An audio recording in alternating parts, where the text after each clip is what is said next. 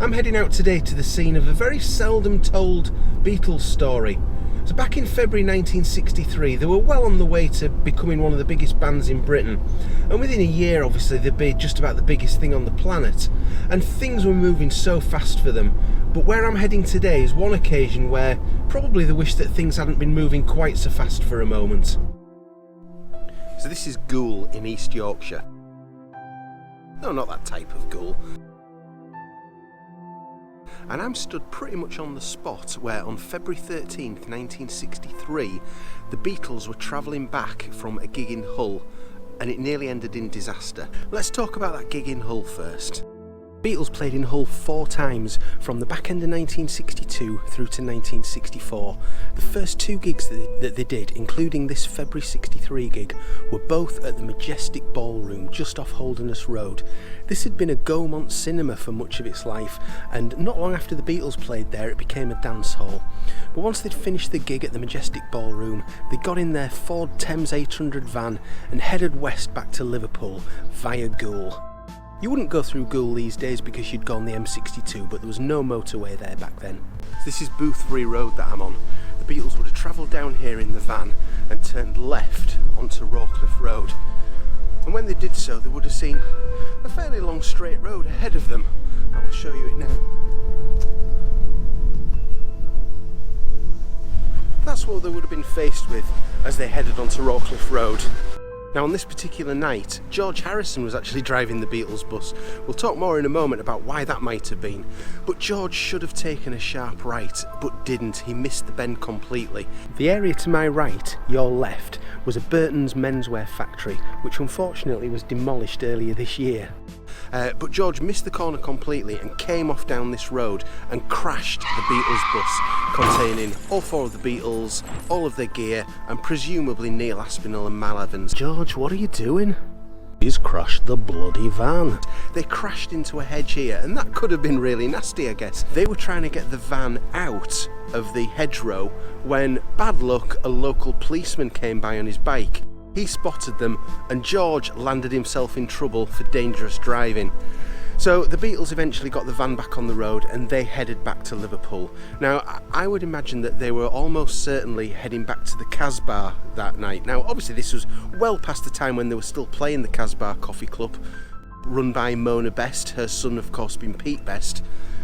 But even though Pete Best had left the band about 6 months earlier, the Beatles' gear was still being stored at the Casbah when it wasn't being used. And the reason for that was Neil Aspinall. He was living there, he'd started a relationship with Mona Best, and him being sort of custodian of the Beatles' equipment, looking after it for them, he was still storing the Beatles' gear at the Casbah. Why would it have been stored there that night? Well, actually the following night they were playing a gig in West Derby. That's the area of Liverpool where the Casbah is. And it's just literally a few hundred yards down the road. So what better place to store the Beatles' gear overnight than the Casbah, which had been a place synonymous with the really early Beatles. So anyway, they were heading back to Liverpool and this incident happened. So thanks to the fact that this local policeman found the Beatles trying to get their van out of this hedgerow, George had to come back to Goole and ended up at Goole Magistrates Court, where he ended up on a charge of dangerous driving. So why might George have been driving the van?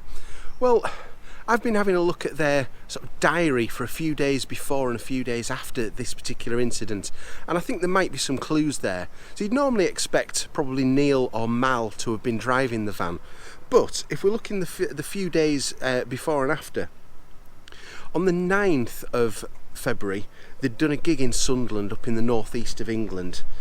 They then had a day off, but on the 11th of February, that's the day that they were down at EMI Studios in London and they recorded the vast majority of the Please Please Me album. That was just 2 days before this incident. So of course that's a long drive down to London. They then had to make their way back up north because the following day, the day after they recorded Please Please Me, they did a gig. No, they didn't. They did 2 gigs. They did a gig in Sheffield in Yorkshire, and then they went over to Lancashire to do another gig that same day in Oldham. The day after that, the 13th, was this gig in Hull that ended with almost disaster. As I said, they were then heading back to Liverpool because the night after that they had a Valentine's night gig in West Derby in Liverpool, just round the corner from the Casbah Club. The 15th they were down to Birmingham to do a gig. The 16th they're over to Oxford. 17th it's Teddington in Middlesex. 18th back up north to Widnes. And the 19th they're back in Liverpool playing the Cavern. By all accounts that's the last night that they met Pete Best, who happened to be in the Cavern at the time.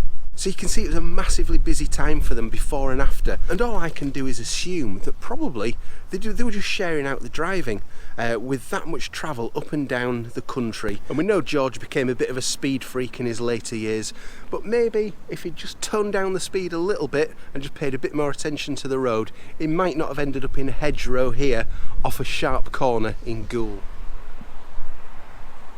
So behind me is Goole Magistrates Court, and this is where George Harrison came sometime after February 13th, 1963, and he was handed his dangerous driving charge. But this is where he would have come up these steps and into the public entrance.